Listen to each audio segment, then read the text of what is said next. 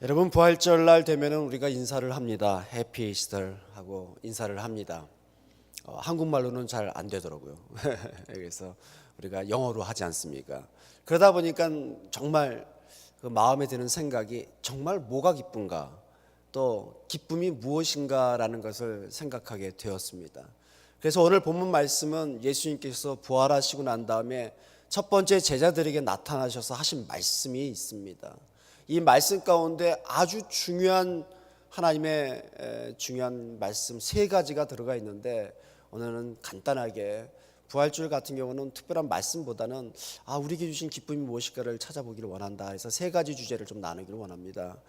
예수님께서 죽으시고 부활하시고 제자들에게 나타나셨는데, 정말 부활을 축하하고 기뻐해야 될 이 시기에 제자들은 사실 기뻐하지 못했습니다. 상황적으로 보면은 두려움에 떨고 있었습니다. 잘못하면 자기들도 고발당해서 예수님처럼 그렇게 죽음을 당하면 어떨까 하고 그렇게 마음을 졸이고 있었던 때였습니다. 방문 꼭 걸어 잠그고 누가 오나 숨죽이고 있는 상황을 한번 상상을 해보십시오. 이때 부활하신 주님께서 나타나셨습니다. 여러분, 얼마나 놀랬겠습니까? 그리고 나타나셔서 예수님께서 무엇인가를 말씀하시고 무엇인가를 알려주고 계신다는 사실입니다. 그런데 이 오늘 본문에 나오는 세 가지의 중요한 내용들은 복에 대한 내용입니다. 이런 복. 주님께서 나타나셔서 야단도 치시고 다른 것을 가르쳐 주셔야 되는데 복을 얘기하셨습니다. 복은 누구나 사람들이라면 다 좋아하는 단어입니다. 여러분, 오나가나 복 받기를 원한다는 거 아니겠습니까? 우리가 누릴 수 있는 복이 정말 다르다는 것을 지금 알려주고 계십니다.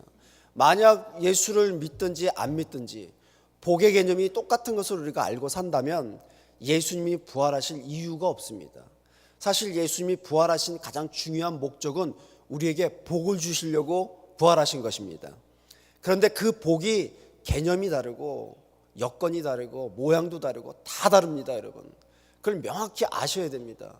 우리가 세상에서 여러분 남들보다 예수 믿는 것 같고 하나님 믿는다는 사람들을 가지고 환경이나 물질이나 육신의 모든 문제들이 좀 나아질 수 있는 것은 사실이지만 더 나아질 수 있는 것만 복이라고 한다면 여러분, 그것은 가짜 아니겠습니까? 예수님이 부활하셨다가 다시 무덤으로 가실 것 같아요. 만약 우리가 그렇게 착각하고 있다면 내가 왜 나왔나, 뭐 그러실 수 있겠지 않겠어요? 우리가 사람의 그런 생각을 한다면요, 우리는 후회라고 합니다. 후회는 무엇입니까? 괜히 했어, 이거 아니겠습니까? 그런데 예수님은 한 번도 부활하신 것을 후회하실 분이 아니십니다. 우리가 어떻게 그 복에 대한 것을 받아들이느냐 잘못 받아들이냐 잘 받느냐 상관하지 않으시고 예수님은 그냥 부활하신 겁니다. 왜냐하면 우리랑 상관없는 일을 하시기 위해서 부활하신 겁니다. 그것은 죽음을 이기신 거예요. 죄를 이기신 거 아니겠습니까? 하나님이 이 땅을 창조하실 때 죽음과 죄는 만들지 않으셨지 않습니까? 그런데 이 땅이 이만큼 더럽혀지고 망가진 것은 죄 때문에 그런 것입니다. 마지막은 죽음이라는 사실을 볼 때 이 땅은 희망이 없다는 것입니다. 사람에게 죽음이라는 것이 무엇입니까? 사람만이 무덤에 들어갑니다.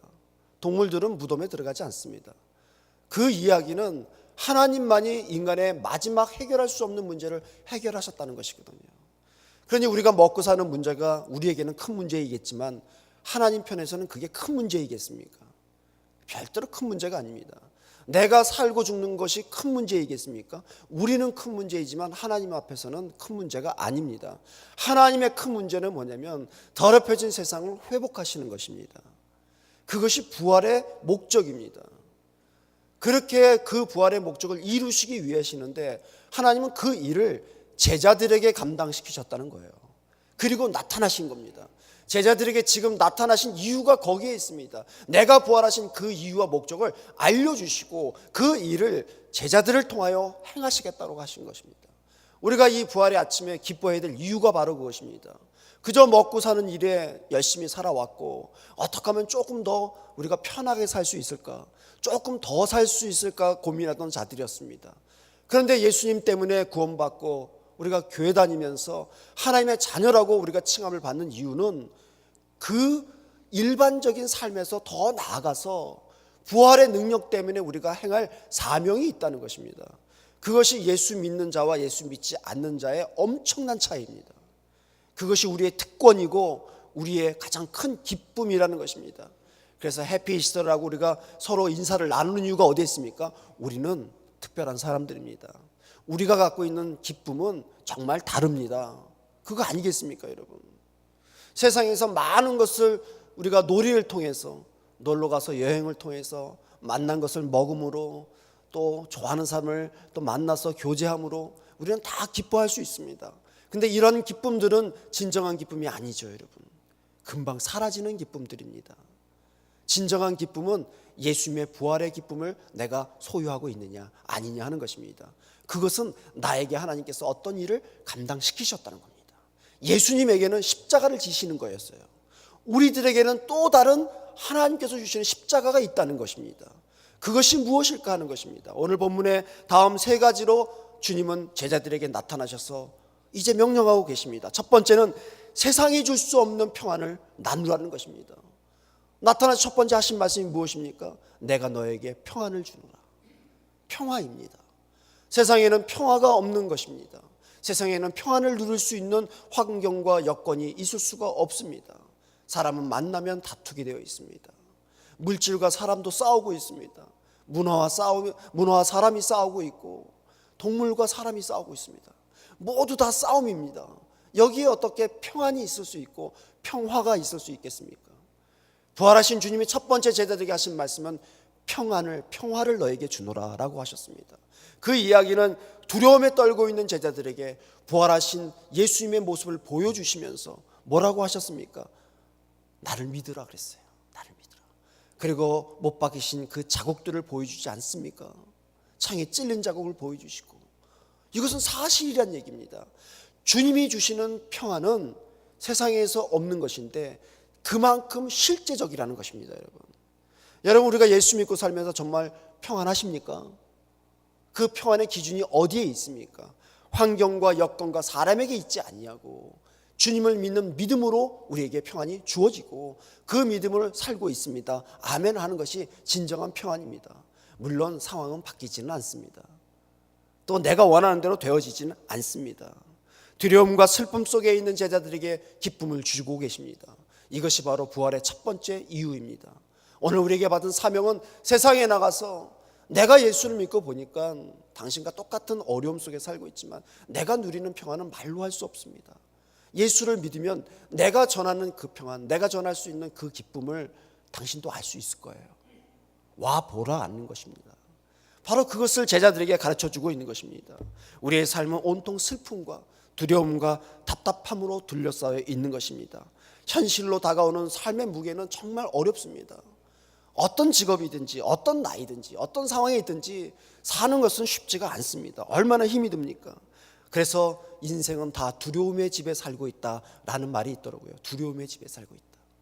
그렇죠, 여러분. 목회를 하는 목사들도 두려움의 집에 살고 있어요. 어떻게 목회를 잘할 수 있을까? 그게 두려워지기 시작할 때가 있어요, 여러분. 하나님의 나라의 일이라고 한데도 불구하고, 돈 버는 일인데도 일이지 않은데도 불구하고 여러분 두렵더라고요. 사람이 두렵고 앞으로의 미래가 두렵고 그렇더라고요, 여러분. 그러니 하나님 앞에서 나는 두려움이 없어요, 이렇게 말할 수 있는 사람은 아무도 없다는 거 아니겠습니까? 그래서 우울증도 생기고 성질도 부리고, 이게 다 무엇입니까? 내 안에 있는 죄의 두려움 때문에 그렇습니다. 이 두려움을 이길 수 있는 비결은 부활하신 예수님을 진짜 만나는 것입니다. 그 주님이 우리에게 살아계시고 내 안에 계시지 않습니까? 아침마다 눈을 뜰 때 내가 부활하지 않습니까? 그 눈을 뜨는 것은 똑같은 눈을 뜨나 부활의 참된 기쁨으로 믿음으로 눈을 뜨는 자들은 오늘 주님이 나를 살려주셨구나, 이 시작이 주님의 능력으로 시작되는 것이라면 오늘 하루도 기쁨으로 살겠습니다라고 아침에 기도하고 일어나는 것입니다. 믿음의 생활 별거 없습니다. 이게 시작이거든요. 그리고 이제 모든 하루를 마감하고 잠자리에 들 때 뭡니까? 내 능력으로 살지 아니하고 주님이 나와 함께 하셔서 내가 오늘도 잘 살았습니다, 아멘하고 그냥 또 주무시는 거죠. 그러다 보니까 눈은 안 떠지고 천국에 눈을 뜰 수도 있고 또 아침에 눈 뜨면 또 문제는 산적해 있지만 두렵지만 또 그러고 시작하는 겁니다. 천국이나 여기서나 믿음으로 사는 건 똑같은 것 같습니다. 아마 천국 가서도 그럴 것 같아요, 여러분. 두려움과 걱정은 없지만은 날마다 어떻습니까? 하나님과 함께하는 기쁨이 있는 거 아니에요? 그래서 이 땅에서의 삶이 기쁨과 천국의 삶이 되라 하는 것은 바로 주님과 함께 있다는 사실이죠. 그 주님이 부활하셔서 지금 그것을 알려주고 있습니다. 내가 얻는 이 평안, 이것을 나와 우리 가족만 누리는 것이 아니라 더 나아가서 나에게 주어진 모든 사람들에게 이 평안을 나누시기를 축원합니다. 두 번째는 부활하신 예수님이 제자들에게 이 평안의 복을 주시고 나서 또 특별한 것을 주십니다. 그것은 바로 세상을 향해서 파송하시는 겁니다. 세상을 향해 나아가라고 얘기했습니다. 그리스도인들은 교회만 있는 자들이 아닙니다. 교회에서 훈련받고 교회에서 능력을 얻고 나아가서 사는 것입니다. 여러분, 신앙생활은 여기서 하는 것이 아닙니다. 목사만이 여기서 일하고요, 여러분들은 세상에 나가서 일하시는 겁니다. 저는 나가서 할 일이 없어요. 할 일도 주어지지도 않았고요. 저희들은 여기서 훈련시키는 교관입니다. 여러분, 진짜 전쟁에 나가서 할 분들은 여러분이십니다. 훈련소 교관이 아니지 않습니까? 제자들에게 지금 그것을 가르쳐주고 있어요. 지금 왜 두려움에 떨어져 너희들끼리 모여있느냐. 부활하신 주님께서 보여주시면서 내가 살아있으니까 나와 함께 3년 동안 생활하는 것처럼 이제 너희와 영원히 함께 있으니 같이 나가자, 그렇게 얘기하고 계시는 겁니다. 세상에 같이 가자. 두려움에서 박차고 나가서 세상에 나가서 나의 살아있음을 전하라라고 그 사명을 주고 계신 것입니다. 아버지께서 나를 보내신 것 같이 나도 너희를 보내신다고 하셨습니다. 여러분, 우리는 보냄을 받은 자들입니다. 주님이 이 땅에 오셔서 아버지께서 불러서 하나님의 이름으로 구원을 행하셨잖아요. 우리들에게 똑같이 하나님이 그 일을 명령하고 계신다는 사실입니다. 여러분, 진정한 믿음에 사는 사람, 기쁨과 평안을 누리는 자들은 세상에 나가서 예수님처럼 그렇게 복음을 전하는 자로 살아야 됩니다. 여러분, 제일 못난 사람이 누구겠습니까? 여러분, 하나님의 이름으로 나 잘났다 하는 사람들이 제일 못난 사람이래요. 그 말을 누가 했느냐면 제일 어려움에 있는 사람들이 그런 말을 많이 한다고 합니다. 장애우들, 또 병상에 있는 분들, 이런 분들이 제일 항상 얘기하시는 게 그거예요. 내가 제일 못난 거, 내가 잘났다고 하는 거. 근데 그분들은 환경은 잘났다고 할 수 있는 환경이 아니라는 사실입니다. 정말 잘난 사람이 잘난 척을 해야 되는데 그런 분들이 그런 고백을 한대요. 그런 걸 보면 진짜 믿음의 고백이 아니겠습니까? 하나님 앞에서 우리는 잘난 척이 할 수 있는 사람들이 아닙니다. 하나님 앞에서는 누구든지 내가 요만큼은 내가 할 수 있는 얘기가 있고, 내가 하나님 빼놓고 내가 생각할 수 있고, 내가 행할 수 있는 것이 요만큼은 있어요 라고, 그거 다 교만 아니겠습니까? 제자들은 이 모든 것들을 다 내려놔야 됩니다. 숨 쉬는 것조차도 하나님의 허락 아니면 안 됩니다 하는 자들 아니겠습니까? 자, 그런 태도를 갖고 있다면 세상에 나가서 어떻게 우리가 하나님의 이름으로 거짓말을 하고 사람들을 해하고 내가 조금 더 누리기 위해서 사람들에게 그렇게 못된 행동과 마음을 가질 수 있겠습니까? 우리의 잘못된 점은 거기에 있거든요. 나만 생각하는 것. 제자들이 지금 그런 상황에 있었습니다. 그저 조금이라도 자기에게 피해가 갈까봐 이런 사람들이 여러분 제자가 되었다는 사실이에요. 그런데 이 상황 속에서 주님을 만나고 난 다음에 이 제자들이 어떻게 살았습니까? 다 순교했습니다. 하나님은 오늘 우리에게 순교하라고 하십니다. 여러분, 순교하라고. 이 시대에 순교의 피가 없다고 합니다. 아닙니다. 여러분, 우리가 정말 우리의 일상의 삶에서, 나의 삶의 처소에서 어떤 어려움과 불이익이 있을지라도 나는 제자이지, 내가 주님처럼 그렇게 죽어야지 라는 그런 사명감을 갖고 있다면 여러분, 오늘 하루 순교의 삶을 사는 것입니다. 여러분, 어떤 것이 나에게 제일 큰 어려운 점이겠습니까? 그것을 다 내려놓고 하나님께서 원하시는 삶의 자리로 들어갈 때 하나님께서 우리에게 뭐라고 얘기하십니까? 부활의 능력을 믿는 제자가 되었다 라고 인정하시는 것입니다. 상급은 거기에 있는 것입니다. 그런데 이 파송을 예수님께서 어떻게 파송하고 계십니까? 성령님과 함께 가라고 하십니다. 그러니까 내 능력이 아니라 성령님과 함께 하시는 능력으로 우리는 살아가는 것입니다. 제자는 절대로 혼자 살 수 있는 자가 아닙니다. 인간이기 때문에 그렇습니다. 그러나 제자가 참된 제자가 되기 위해서는 나에게 주신 그 성령의 능력으로 내가 오늘도 의지하고 살겠다라는 기도를 하는 것입니다. 주님이 이제 부활하시고 승천하시면서 어떻게 하셨어요? 성령을 우리에게 선물로 주고 가셨습니다. 그러니까 참 하나님은 너무 섬세하세요. 그냥 한번 구원시켜놓고 이제 구원 받았으니까 천국 가니까 인생 알아서 살다가 이제 와라 이러시지 않으시고요, 천국 갈 때까지 그냥 한시도 우리를 놓치지 아니하시고 우리와 함께 호흡하고 계십니다. 숨을 쉬시고 얘기하셨어요. 그 이야기는 무엇입니까? 우리의 호흡이 있는 것처럼 성령이 우리와 함께 하신다는 겁니다. 여러분, 내가 숨을 쉴 때마다 그렇지, 나 혼자 있는 게 아니지. 들숨과 날숨을 통해서 어떻게 생각하는 겁니까? 성령께서 나와 함께 하시는구나. 그건 단 0점 몇 초도요, 여러분, 우리 스스로가 존재하는 자들이 아니라는 사실입니다. 이것이 부활의 기쁨이에요. 얼마나 좋습니까, 여러분? 세상 외로운 것은요, 이 땅에 다 나 혼자야. 그래서 남자들이, 한국 남자들이 여러분 40대 중반 이후부터 자꾸 외롭고 집 나가고 막 그렇잖아요. 가출하고. 그게 왜 그렇습니까? 세상에 나 혼자라는 것 때문에 그렇거든요. 근데 이게 여러분, 그게 그 갱년기가 남자가 오면요, 그게 심해진다고 합니다. 밥맛도 없어지고 대화도 없어지고 교회 와서 기쁨도 없고 봉사를 하는데, 그게 누가 제일 심하면 남자들이 제일 약하거든요. 그래서 한국 남자들은 성령의 인도하심과 임재하심을 더 많이 간구해야 될 줄로 믿습니다. 여러분, 한국 남자들이 그렇거든요. 그래서 조금 한국 남자들이 좀 이게 신경질적인 반응을 할 때 기도하세요. 내 남편이 성령이 요즘에 임재하심을 못 느끼고 있구나. 그래서 뭐예요? 저 인간 성격 바꾸게 해주세요. 기도하지 마시고 내 남편이 성령님의 이름을 더 많이 부르게 기도하시면 됩니다. 믿습니까, 여러분? 여자분들도 마찬가지세요. 나이를 많이 들수록 남자를 자꾸 무시하시는데 그 성령님의 임재하심을 못 느끼시는 겁니다. 불만이 어디서 나옵니까? 내가 호흡하는데 어떻게 여러분 거기서 불만이 나올 수 있겠습니까? 제가 그렇더라고요, 제가요. 이게 여러분 쉬운 일 같지만 이게 어려운 일입니다, 사실은요. 이 매 순간마다 성령님, 성령 하나님, 나에게 능력 주세요. 내가 그래서 생각과 말에 실수하지 않게 해주세요. 여러분, 이게 조바심 내고 살지 않으면요, 우리가 믿음을 지킬 수가 없습니다. 그 틈으로 사탄이 들어와서 우리를 얼마나 해하려고 하는지 압니까, 여러분? 그렇지 않아요? 내가 믿음에 실수할 때 보면요, 큰 죄가 아니에요.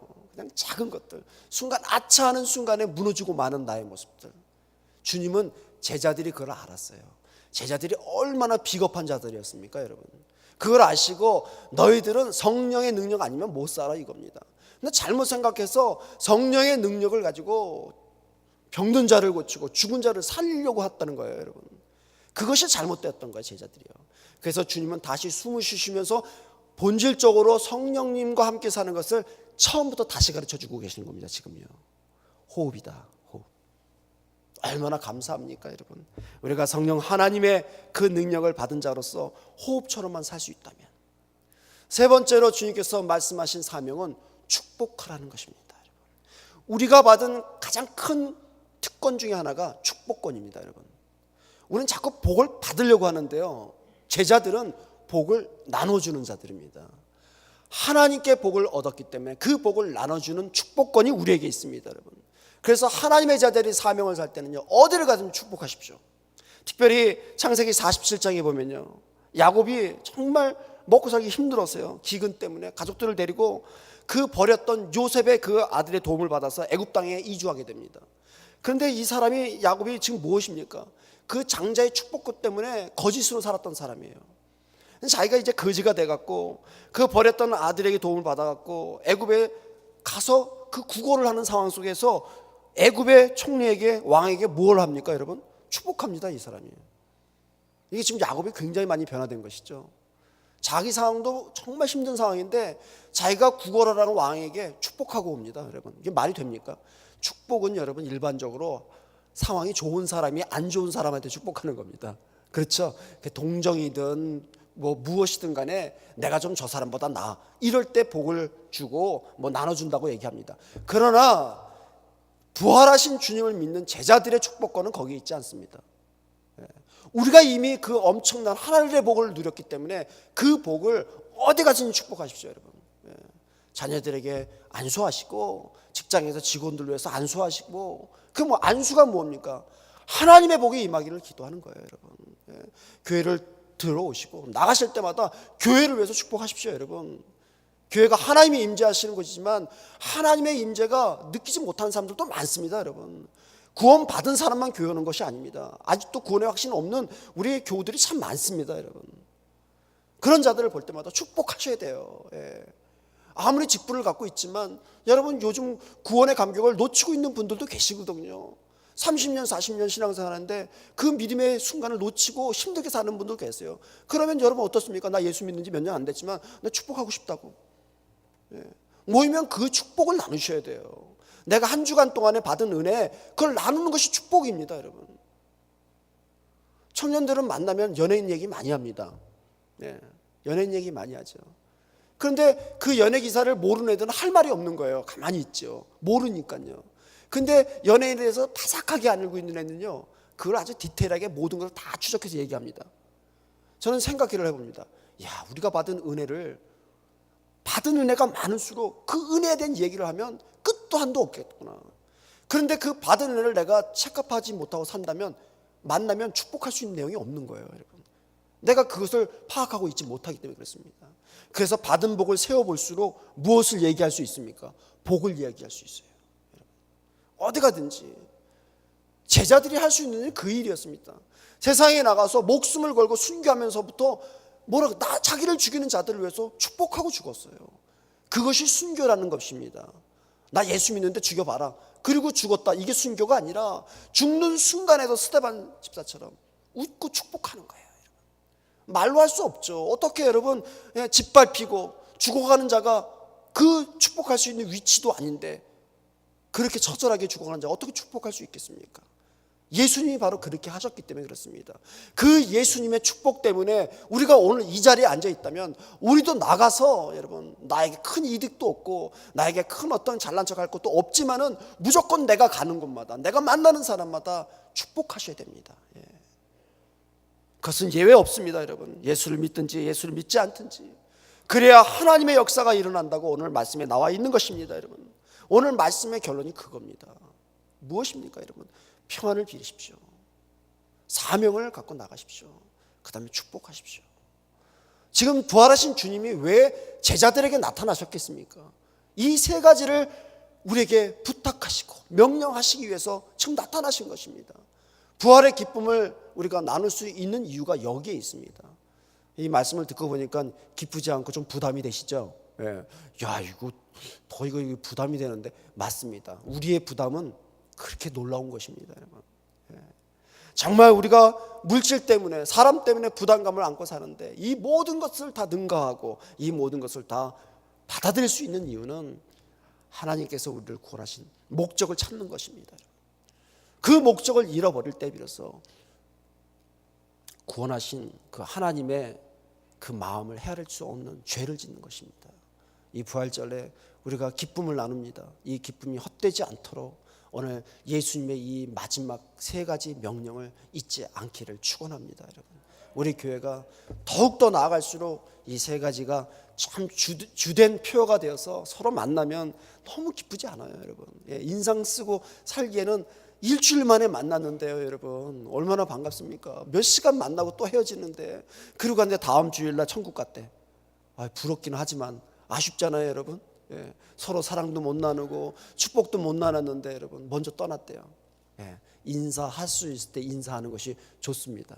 집에 가셔도 인사하실 때 가족들과 함께 인사하십시오. 어떻게 해요? 부활의 기쁨으로, 부활의 평안으로, 부활의 축복으로 함께 하시기를 바랍니다. 기도하겠습니다.